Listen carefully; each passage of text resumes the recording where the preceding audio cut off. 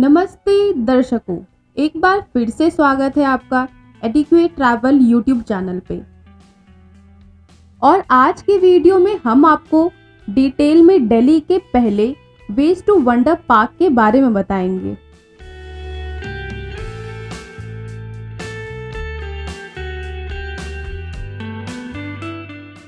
क्या आपको पता है कि दिल्ली का waste to wonder park Badrinath ki Dulhania movie से इंस्पायर्ड है। मूवी के कुछ सीन्स कोटा के 7 वंडर्स पार्क में शूट हुए हैं और जिससे एसडीएमसी कमिश्नर इंस्पायर्ड होके दिल्ली के वेज टू वंडर की नींव रखी थी। अगर आप अभी तक यहाँ घूमने नहीं आए हैं तो ये वीडियो देखने के बाद आप यहाँ ज़रूर आना चाहेंगे। वेज टू वंडर पार्क सराय काले खां में राजीव गांधी स्मृति वन के अंदर बनाया गया है। यहाँ आप वर्ल्ड के 7 वंडर्स के साथ साथ डायनासोर थीम बेस्ड पार्क भी देखेंगे। इस पार्क में आप 53 डायनासोर्स के रेप्लिकास देखेंगे। आप सोच रहे होंगे कि ऐसे पार्क तो इंडिया में बाकी जगह भी हैं, तो इस पार्क की खासियत क्या है? इस पार्क की सबसे बड़ी खासियत ये है कि यहाँ पे ये रेप्लिकास स्क्रैप मटेरियल से बनाए गए हैं।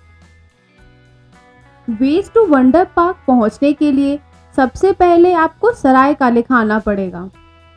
आप दिल्ली मेट्रो की पिंक लाइन, बस, कैब और ऑटो से यहाँ आ सकते हैं। अगर आप मेट्रो से आना प्रेफर करते हैं तो नियरेस्ट मेट्रो स्टेशन है हजरत निजामुद्दीन, और अगर आप अपने व्हीकल से आते हैं तो उसके लिए पार्किंग फैसिलिटी भी है। पार्क में एंट्री करने के लिए आपको टिकट्स लेनी होंगी। 3 साल से छोटे बच्चे, एमसीडी स्कूल के स्टूडेंट्स और सीनियर सिटीजन्स के लिए ये एंट्री फ्री है। पार्क में एंट्री करते ही आप देखेंगे वर्ल्ड के 7 वंडर्स, जिसमें सबसे पहले देखेंगे पिरामिड्स ऑफ गीज़ा, और इसके अलावा आप देखेंगे अलग अलग तरह के आर्किटेक्चर, और सबसे अंत में आपको डायनासोर थीम बेस्ड पार्क देखने को मिलेगा। 2019 में तब के home minister of India Rajnath Singh के द्वारा फरवरी में वेज टू वंडर का इनॉग्रेशन हुआ। ये पार्क 7 एकड़ एरिया में फैला हुआ है और इसे बनाने में 7.5 करोड़ रुपए की लागत आई है। इस पार्क की यूनिक बात यह है कि यहाँ के सारे आर्किटेक्चर और स्टैचू स्क्रैप ऑटोमोबाइल के पार्ट्स यानी metal waste like iron rods, fans, nut bolts, bicycle, bike parts और भी अलग अलग स्क्रैप्ड चीज़ों से बना हुआ है। कहा जाता है कि गीज़ा में काफ़ी पिरामिड्स थे, पर 21st सेंचुरी में सिर्फ 3 बड़े पिरामिड्स ही बचे हैं और उसी को यहाँ दर्शाने की कोशिश की गई है। इजिप्ट के फेमस पिरामिड वर्ल्ड के ओल्डेस्ट 7 वंडर्स में आते हैं, और सामने ही लगे बोर्ड से आप पिरामिड की जानकारी ले सकते हैं। Statue of liberty United state का फेमस स्टैचू और 7 वंडर्स में से एक, ये है स्टैचू ऑफ लिबर्टी का रेप्लिका।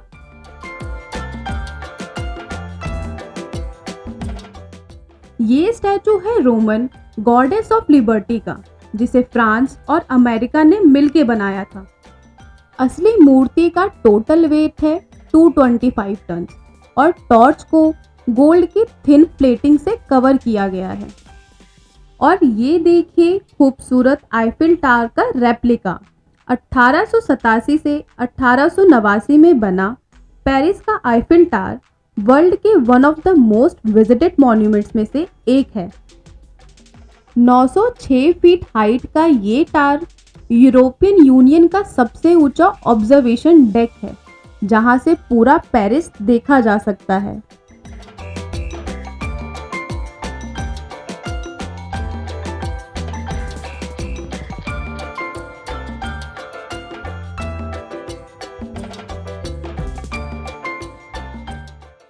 क्राइस्ट द रिडीमर, इस स्टैचू को रियो रिडीमर भी कहा जाता है, जो कैथोलिक पैरिशनर्स का सबसे इम्पॉर्टेंट मॉन्यूमेंट है। ये ब्राज़ील के कोर्कोवाडो माउंटेन्स पे स्थित है। इस स्टैचू को फ्रांस के मूर्तिकार पॉल लैंडोस्की और ब्राज़ीलियन इंजीनियर जॉर्ज लियोनीडा ने मिलकर तैयार किया था।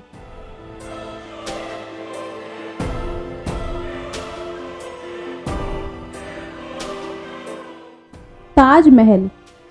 वाइट मार्बल के लिए फेमस ताजमहल के बारे में तो आप सभी जानते ही हैं। विश्व का 7वां अजूबा ताजमहल, इसका रेप्लिका आपको यहाँ देखने को मिलेगा।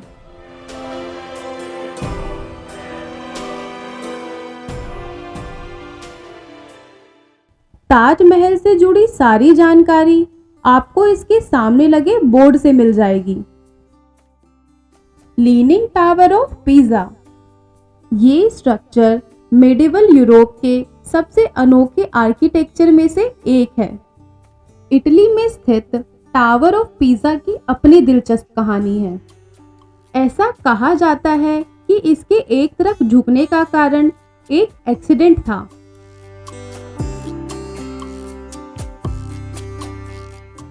इसके लीनिंग पोजीशन की वजह से इसे 7 वंडर्स ऑफ वर्ल्ड में शामिल किया गया और इसका एक छोटा रेप्लिका आपको इस पार्क में भी देखने को मिलेगा।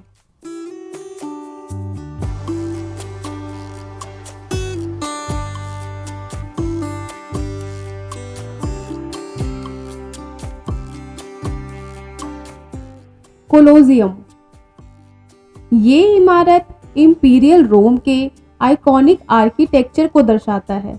ये इमारत आपको जगह जगह से टूटी नजर आएगी क्योंकि असली इमारत भी ऐसी ही है। अर्थक्वेक और रॉबरी ने कोलोजियम इमारत को खराब कर दिया। 157 फीट ऊंची ये रोमन एम्पायर की लार्जेस्ट एम्फी थिएटर थी।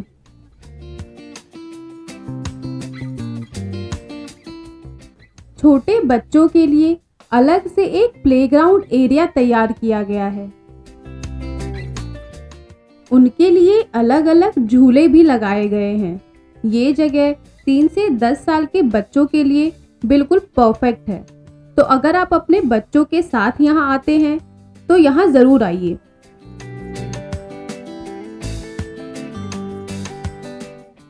अपने ट्रैवल एक्सपीरियंस को हैसल फ्री बनाने के लिए यूज़ करिए एडिक्वेट ट्रैवल ऐप। इस ऐप से आप अपने आसपास ट्रैवल पार्टनर्स ढूंढ सकते हैं और अपने ट्रैवल एक्सपीरियंसेस को लोगों के साथ शेयर कर सकते हैं। तो आज ही डाउनलोड करें एडिक्वेट ट्रैवल ऐप। लिंक आपको डिस्क्रिप्शन में मिल जाएगा।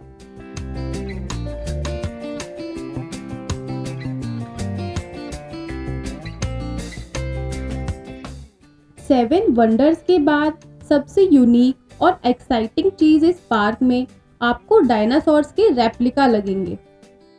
इस एरिया को बच्चों को डायनासोर्स के बारे में जानकारी देने के लिए बनाया गया है। यहाँ आपको 54 अलग अलग तरीके के डायनासोर्स के रेप्लिका देखने को मिलेंगे। यहाँ आपको डायनासोर्स की 15 डिफरेंट स्पीशीज के रेप्लिकास देखने को मिलेंगे, जैसे कि सीलोफाइसिस, वेलोसिरैप्टर, सिंटाओसॉरस, डायनोज़ूहुस, stegosaurus, T rex, brontosaurus. Dinosaur park ways to wonder park के साथ में बनाया गया है, जिसकी एंट्री बिल्कुल फ्री है। ये एरिया 3.5 एकड़ में फैला हुआ है और यहाँ के डायनासोर्स के रेप्लिकास को बनाने में लगभग 300 टन वेस्ट यूज हुआ है। इन रेप्लिकास की इंटरेस्टिंग बात ये है कि ये डायनासोर्स एनिमेटेड हैं। इसका मतलब आपको ये डायनासोर्स मूवमेंट करते हुए दिखाई देंगे और इसे और रियल बनाने के लिए यहाँ साउंड इफेक्ट्स का यूज किया गया है।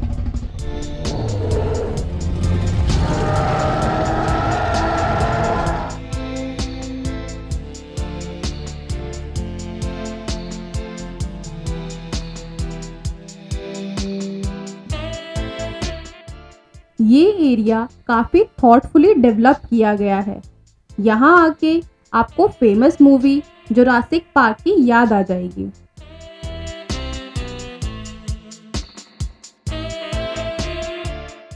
इस जगह को एंटरटेनिंग और इंफॉर्मेटिव दोनों बनाया गया है। डायनासॉर्स को लेके झूले और ब्रिजेस बनाए गए हैं ताकि डायनासॉर्स ज़्यादा इंटरेक्टिव लगें।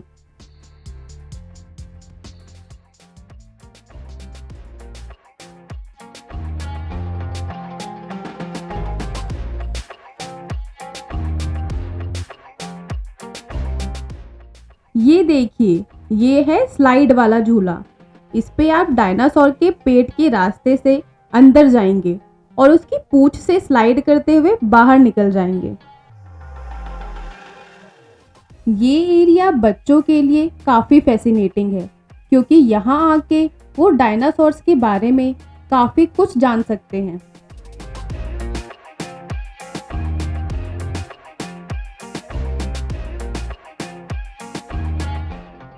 ये पार्क काफ़ी बड़ा है तो घूमते घूमते भूख लगना तो स्वाभाविक है, तो उसका भी इंतज़ाम यहाँ किया गया है। हम आ गए हैं फूड कोर्ट एरिया में। यहाँ से आप खाने पीने का सामान खरीद सकते हैं।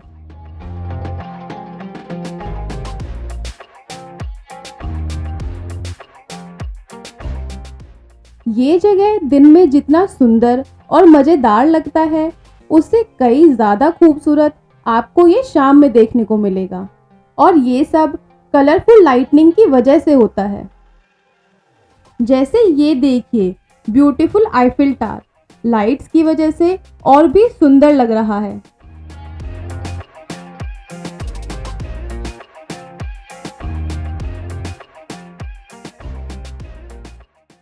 यहाँ की खूबसूरती और बढ़ाने के लिए पेड़ों को डेकोरेट किया गया है।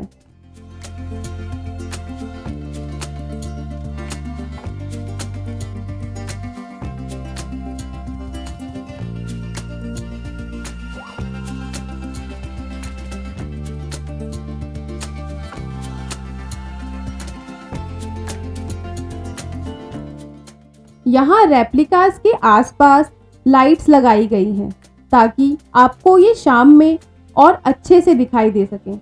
लाइटनिंग की वजह से ये रेप्लिकास और भी खूबसूरत दिखते हैं।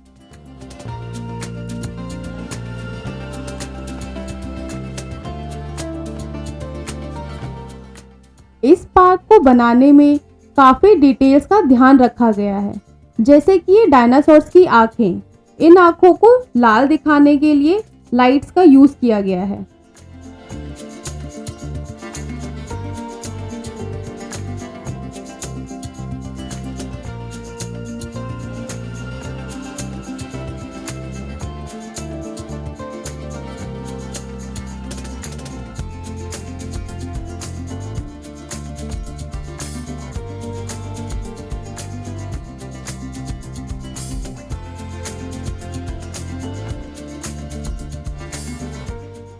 अभी लाइट्स और साउंड की वजह से ये डायनासोर्स और भी ज़्यादा डेंजरस दिख रहे हैं।